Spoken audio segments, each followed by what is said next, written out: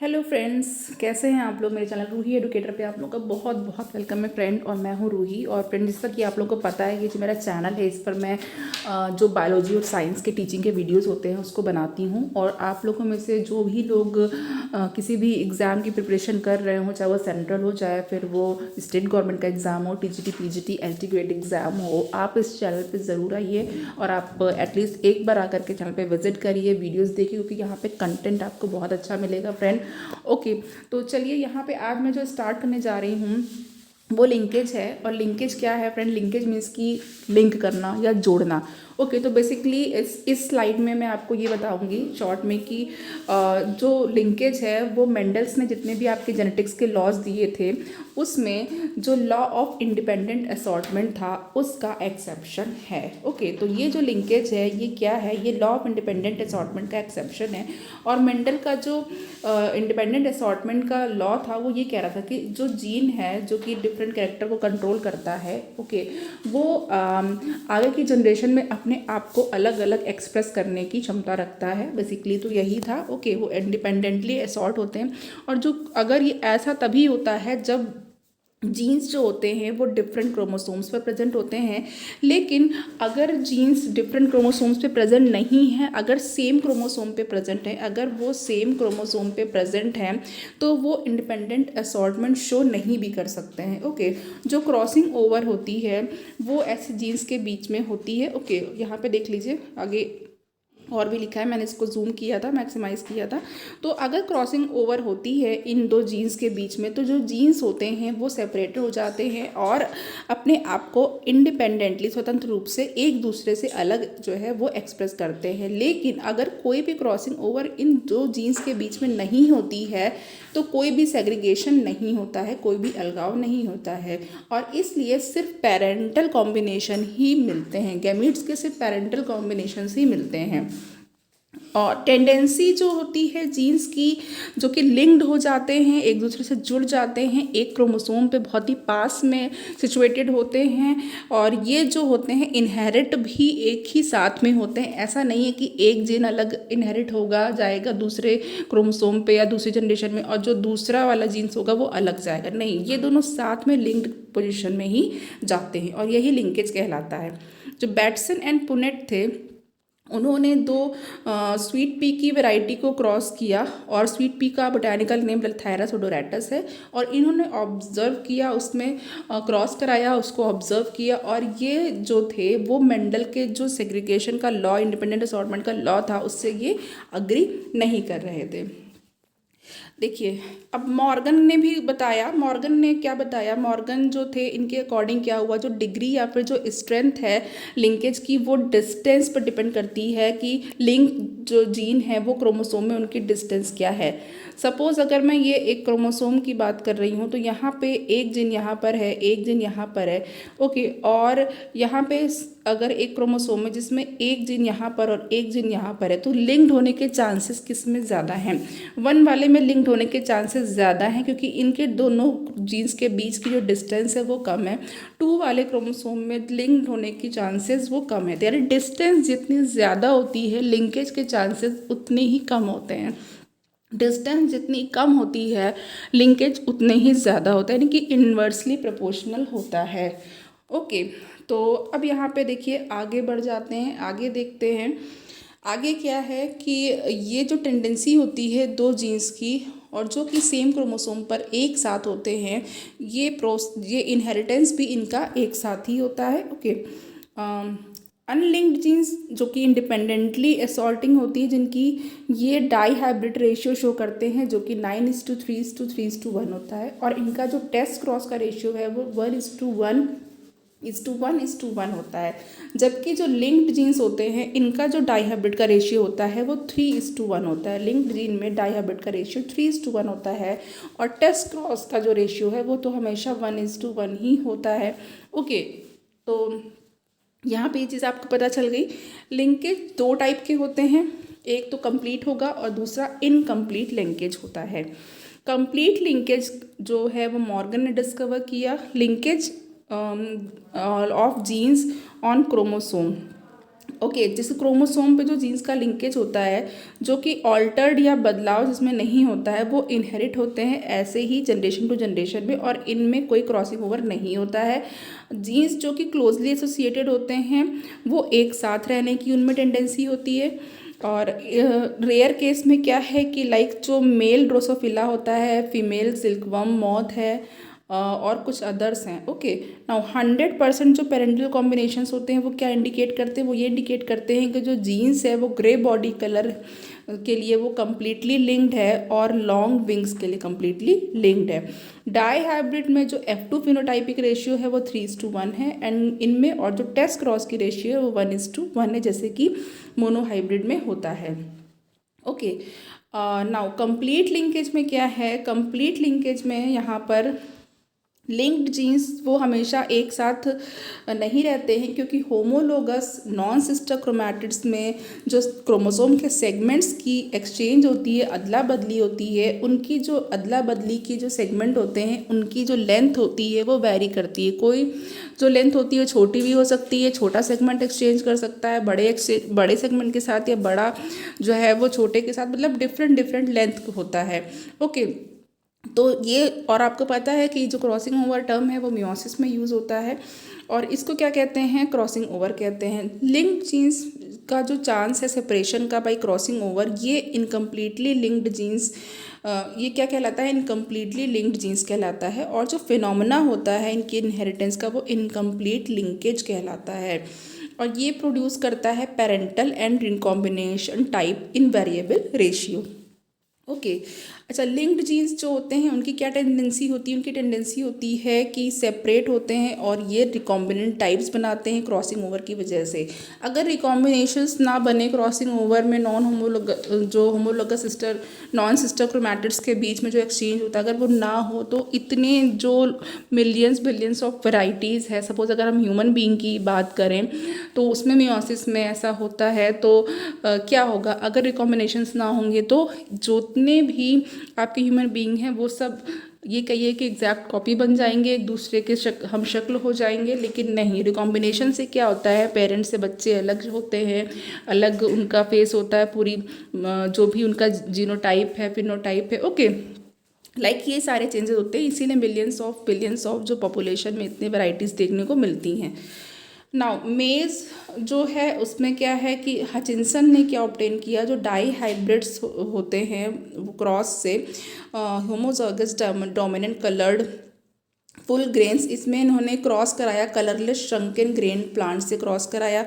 तो हाइब्रिड जो थे उसको टेस्ट किया रिसेसिव पेरेंट से। ओके नाउ पेरेंटल टाइप जो थी कलर्ड फुल कलरलेस श्रंकन, ये मिला इनको, और इसके परसेंटेज मिले 96.4 है यहाँ पे recombinant types, coloured shrunken, colourless full, और अपीयर्ड हुआ 3.6% केसेस में, और जो F2 में है 27:1:1:27 का रेशियो मिला। ओके यहाँ पर आप देख सकते हैं, इसका ये बताया भी हुआ है।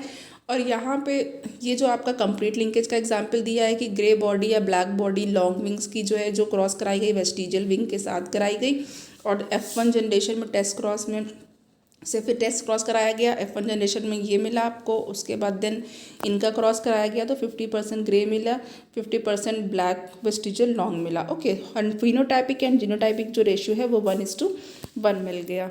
नाउ अभी जो हमने आपका बताया, नाउ जो पेरेंट्स कलर्ड फुल थे और कलरलेस श्रंकन थे उनके लिए इन्होंने ये गैमीट्स बनाए। नाउ अब यहाँ पे F1 में ये हुआ जो फुली कलर्ड थे, अब टेस्ट क्रॉस कराया गया इन दोनों के बीच में, देन जो आपका कलर्ड फुल मिला, फिर उसके बाद कलर्ड श्रंकन 2% मिला, कलरलेस श्रंकन 48 मिला, एंड 2% आपका कलरलेस फुल मिला। तो ये इनकम्प्लीट लिंकेज में हो गया। अब यहाँ पे देखते हैं जो क्रोमोसोम थ्योरी ऑफ लिंकेज दी है मॉर्गन एंड कैसल ने, उसके बारे में जान लेते हैं। जीन्स प्रेजेंट होंगे सेम क्रोमोसोम पे, वो इंडिपेंडेंटली असॉर्ट नहीं होंगे, लेकिन एक दूसरे के साथ लिंक्ड पोजीशन में एक दूसरे के साथ रह करके ही उनका ट्रांसमिशन होगा, इसे लिंकेज कहते हैं।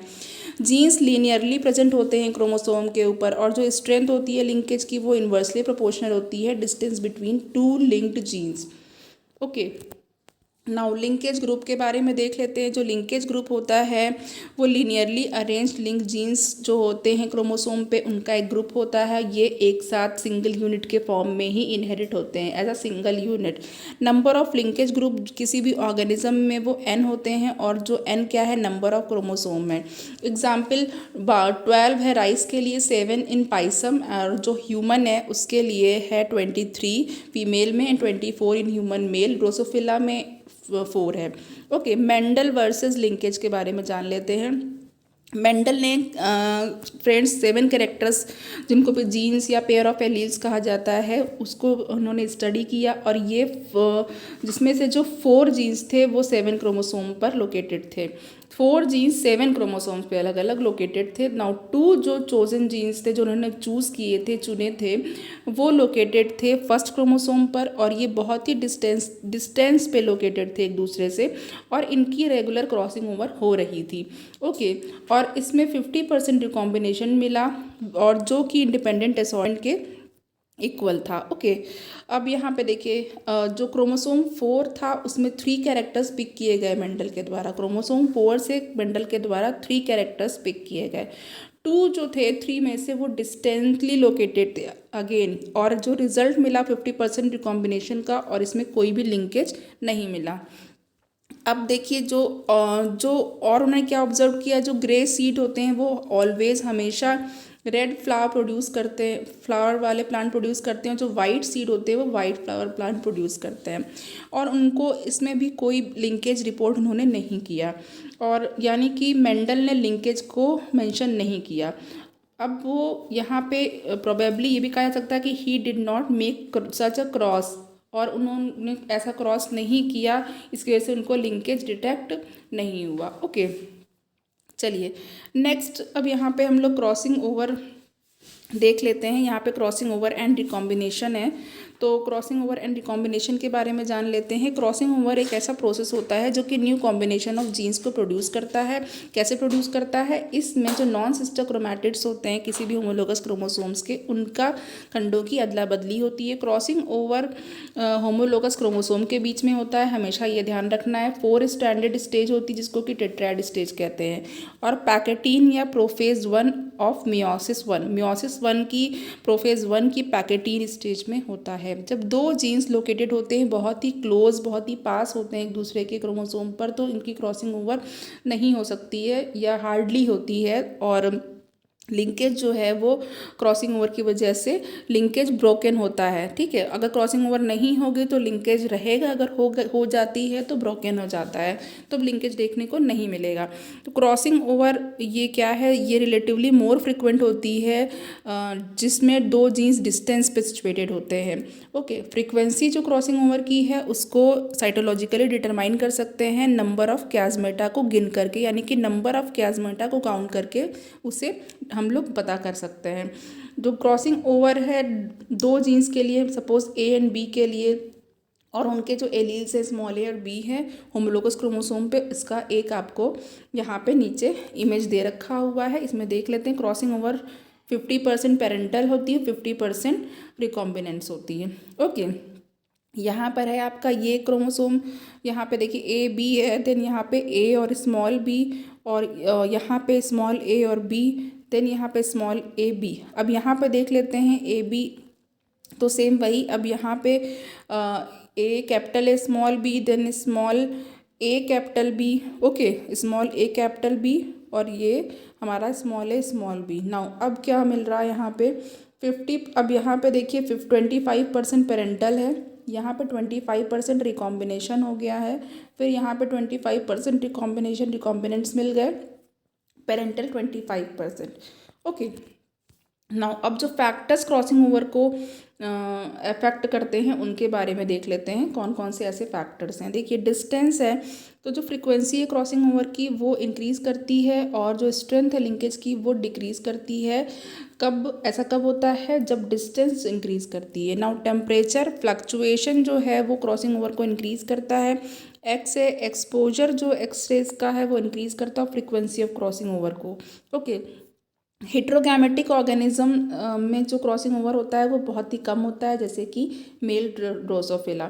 इंटरफेरेंस एंड कोइंसिडेंस, जो टेंडेंसी होती है वन क्रॉसिंग ओवर की या वो एक क्रॉसिंग ओवर की, वो इंटरफेयर करती है दूसरे क्रॉसिंग ओवर से in an immediate adjacent region, यानी कि जो उसका एडजेसेंट रीजन होता है उसके बारे में बात की जा रही है, और इसको क्या कहते हैं, इंटरफेरेंस कहते हैं। जो स्ट्रेंथ है इंटरफेरेंस की, उसको हम लोग कोफिशिएंट ऑफ कोइंसिडेंस के टर्म में एक्सप्रेस करते हैं, और यहाँ पे कोफिशिएंट ऑफ कोइंसिडेंस जो है वो किसके बराबर है, वो है is equal two percent observe double cross over upon expected double cross over के। ओके, तो यहाँ पर आप उसको दो। तो फ्रेंड यहाँ पे जो कोइंसिडेंस है वो क्या होता है, वो कॉम्प्लीमेंट ऑफ इंटरफेरेंस होता है, तो इसलिए जो coincidence plus interference is equal to 1। यहाँ पे देखिए जो इंटरफेरेंस है इस वो क्या है, वो कंप्लीट है, तो इसको 1 कहेंगे। Okay, no double cross over है, और यहाँ पे कोइंसिडेंस 0 हो गया। अगर क्रॉस ओवर है ही नहीं तो कोइंसिडेंस 0 है। जब इंटरफेरेंस डिक्रीज करता है तो कोइंसिडेंस इंक्रीज करता है। कोइंसिडेंस वैल्यू वो 0 से 1 के बीच में रह सकती है। मैप डिस्टेंस 3 जीन्स के लिए कलरलेस एल्यूरोन में जो कलरलेस एल्यूरोन है इसमें देखिए यहाँ पे मैप डिस्टेंस 3 जीन्स के लिए वो क्या है, सी है वो कलरलेस एल्यूरोन के लिए है, एस है श्रंकन ग्रेन्स के लिए, and W x vaccine endosperm of corn या मेज की बात हो रही है।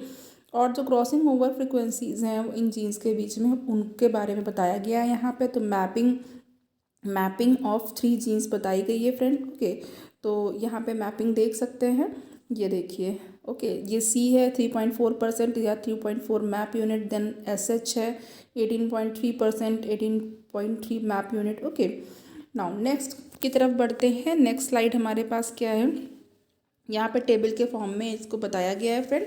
ओके, क्रॉसिंग ओवर जो 1 और 2 रीजन में है वो इंडिपेंडेंट है, ये रीजन्स दे रखे हुए हैं, और इसको क्या प्रेडिक्ट करना है, इसको ये जो data 0.034 into 0.183 is equal to 0.06 या 6% डबल क्रॉस ओवर है। ओके, नाउ कोइंसिडेंस यहाँ पे निकाल के बताया गया है 0.1 अपॉन 0.6 इक्वल टू 0.167, और इंटरफेरेंस 1 माइनस 0.167 इक्वल टू 0.823 और 82%। ओके, नाउ अब यहाँ पे टाइप ऑफ क्रॉसिंग ओवर जो है वो देख लेते हैं। तो टाइप ऑफ क्रॉसिंग ओवर में क्या है, सिंगल क्रॉसिंग ओवर है, एक पॉइंट पर इसमें 2 क्रॉस ओवर्स मिलते हैं और 2 पेरेंटल टाइप मिलते हैं। डबल क्रॉसिंग ओवर है, 2 पॉइंट्स पे इसमें टेट्राएड ऑफ क्रोमैटिड्स मिलते हैं। रेसिप्रोकल में क्या है, 2 पॉइंट्स बिटवीन जो सेम नॉन सिस्टर क्रोमैटिड्स का है। ओके, कॉम्प्लीमेंट्री में है कि 3 या फिर 4 क्रोमैटिड्स वो इन्वॉल्व होते हैं डबल क्रॉसिंग ओवर में। मल्टीपल क्रॉसिंग ओवर में 3 या फिर मोर प्लेसेस होते हैं एक ही टेट्राएड में। सोमैटिक क्रॉसिंग ओवर ये होमोलोगस क्रोमोसोम्स में होती है, जो कि सोमैटिक सेल्स में होते हैं, उसमें मियोसिस नहीं होती है, विदाउट मियोसिस होती है, और क्रोमोसोम्स अनइक्वल होते हैं, जैसे एस्परजिलस एंड पेनिसिलियम में सोमैटिक क्रॉसिंग ओवर होगी ये वाली। अब यहाँ पे इंडिपेंडेंट असॉर्टमेंट एंड 50% रिकॉम्बिनेशन देखते हैं क्या है। यहाँ पे इंडिपेंडेंट असॉर्टमेंट ऑफ जीन्स होता है, ठीक है, ये 2 कंडीशंस में हो सकता है। ये ऐसा तब हो सकता है जबकि जीन्स जो है वो डिफरेंट या नॉन होमोलोगस क्रोमोसोम्स पर होंगे, और दूसरी कंडीशन है जीन्स सेम क्रोमोसोम पे पाए जा रहे हों लेकिन डिस्टेंस पे होंगे, तभी क्रॉसिंग ओवर हो सकती है। ना क्रॉसिंग ओवर और रिकॉम्बिनेंट फ्रिक्वेंसीज के बारे में देख लेते हैं। एक क्रॉसिंग ओवर प्रोड्यूस करता है 50% रिकॉम्बिनेंट टाइप्स को, तो जो फ्रिक्वेंसी होती है क्रॉसिंग ओवर की वो क्या होती है, डबल होती है। ओके, ना 1% रिकॉम्बिनेंट है, और इसका क्या मतलब हुआ, 1% क्रॉस ओवर, और meaning crossing over in 2% meiosis myocytes. Okay, meiosis नहीं, मियोसाइट्स। अब यहाँ पे देखते हैं फ्रेंड्स, देखिए यहाँ पे फ्रेंड, अब यहाँ पे हमारे पास है एक टॉपिक रिकॉम्बिनेशंस।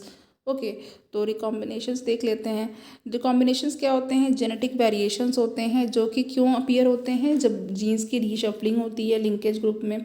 ओके, और ये जीनोटाइप होता है वो चेंज हो जाता है। रिकॉम्बिनेशंस क्यों क्यों होते हैं, इंडिपेंडेंट असॉर्टमेंट की वजह से होते हैं। ओके, नाउ अब ये होता कब है, ये मियोसिस या गैमेटोजेनेसिस के टाइम पर होता है। इंडिपेंडेंट असॉर्टमेंट से 2 की पावर n रिकॉम्बिनेशन प्रोड्यूस हो सकते हैं। तो n इक्वल टू क्या है, यहाँ पे number of pairs of chromosome है, और अगर यहाँ पे 2 की पावर 23 अगर ह्यूमन के लिए बात की जाए तो इससे अबाउट 86, यहाँ पे देखिए 86 मिलियन टाइप्स प्रोड्यूस होते हैं इस केस में। ओके, 23 पेयर ऑफ क्रोमोसोम, क्योंकि मेल और फीमेल दोनों गैमीट्स में होते हैं। नाउ रैंडम फर्टिलाइजेशन क्या है, रैंडम फर्टिलाइजेशन में कोई ये पॉसिबल रिकॉम्बिनेशन है मेल गैमीट में, और इसको जो है किसी भी पॉसिबल रिकॉम्बिनेशन फीमेल गैमीट के साथ हो सकता है। तो अब इसमें क्या चांस होता है कि क्रोमोसोम के रिकॉम्बिनेशंस के मल्टीप्लाइज करने के चांस होते हैं। तो अब यहाँ पे 2^23 इंटू 2^23 कर दिया, अब आप समझ सकते हैं 8.6 मिलियन इंटू 8.6 मिलियन, या फिर 7 into 10^12 in case of 23 pair of chromosome in human. अब क्रॉसिंग ओवर क्या होता है? एक्सचेंज ऑफ सेगमेंट होता है, ओके, नॉन सिस्टर क्रोमैटिड्स के बीच में होता है, ये भी आपको पता है। क्रोमोसोमल मैपिंग भी देख लेते हैं। क्रोमोसोमल मैपिंग क्या होती है? ये ग्राफिक रिप्रेजेंटेशन होता है, ओके, ये ग्राफिक रिप्रेजेंटेशन होता है रिलेटिव पोजीशंस या ऑर्डर का या फिर रिलेटिव डिस्टेंस का, जो कि जीन्स जो होते हैं क्रोमोसोम्स पर उनके स्टडी के लिए, ओके। और जो जीन्स होते हैं वो लीनियरली सिचुएटेड होते हैं नाउ डिफरेंट प्लेसेस पर, और इनके जो रिलेटिव डिस्टेंस होते हैं तो एग्जैक्ट जो माइलेज होता है उसको निकालने के लिए क्रॉसिंग ओवर क्यों इम्पॉर्टेंट होती है? किसी भी जीन्स को लोकेट क्रॉसिंग ओवर जो होती है वो इम्पॉर्टेंट होती है क्रोमोसोम पर जीन्स को लोकेट करने के लिए। और जो जीन्स होते हैं वो लीनियरली अरेंज्ड होते हैं, ये तो हम पहले भी बात कर चुके हैं, ओके। नाउ अब यहाँ पर जो क्रॉसिंग क्रोमोसोमल मैपिंग है उसके बारे में देख लेते हैं।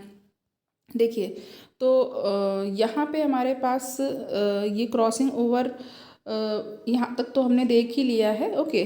तो ये जो आपका जीन्स होता है वो लीनियरली अरेंज होता है क्रोमोसोम पर, और जिसका सीक्वेंस और जो रिलेटिव डिस्टेंस होती है वेरियस जीन्स के बीच में, इसको ग्राफिकली रिप्रेजेंट किया जाता है in terms of recombination frequencies, और इन रिकॉम्बिनेशन फ्रिक्वेंसीज को क्रॉस ओवर वैल्यूज़ कहते हैं। और ये लिंकेज मैप क्रोमोसोम का, किसी भी क्रोमोसोम का लिंकेज मैप कहा जाता है इसे। जो डिस्टेंस होती है क्रॉस ओवर यूनिट की, उससे सेंटीमॉर्गन में या मैप यूनिट में मेजर करते हैं। और जो टर्म सेंटीमॉर्गन होता है वो यूकैरियोटिक जेनेटिक्स के लिए यूज़ होता है, और जो मैप यूनिट होती है वो प्रोकैरियोटिक जेनेटिक्स के लिए यूज़ होती है। बहुत इंपॉर्टेंट टर्म यहाँ पे आया है कि जो सेंटीमॉर्गन होता है वो यूकैरियोटिक जेनेटिक्स में यूज़ होता है, और जो मैप यूनिट होती है वो प्रोकैरियोटिक जेनेटिक्स में यूज़ होता है ना। जो क्रॉस ओवर वैल्यू होती है, ये रिकॉम्बिनेशन फ्रिक्वेंसीज होती हैं, वो टेस्ट क्रॉस से मेजर की जाती है, और इसको 100 से मल्टीप्लाई भी कर सकते हैं, और तो परसेंटेज रिकॉम्बिनेशन फ्रिक्वेंसी या क्रॉस ओवर यूनिट्स मिल जाती है ना। क्रॉस ओवर यूनिट्स जो होती हैं वो सेंटीमॉर्गन्स भी कही जाती हैं या मैप यूनिट्स कही जाती हैं। 10% क्रॉसिंग ओवर जो होता है वो डेसीमॉर्गन कहलाता है, जबकि 100% क्रॉसिंग ओवर जो होता है वो मॉर्गन कहलाता है, ओके। रिकॉम्बिनेशन फ्रिक्वेंसीज या क्रॉस ओवर वैल्यूज़ जो होती हैं वो किसके बराबर होती हैं? ये होती है आपका नंबर ऑफ रिकॉम्बिनेंट्स।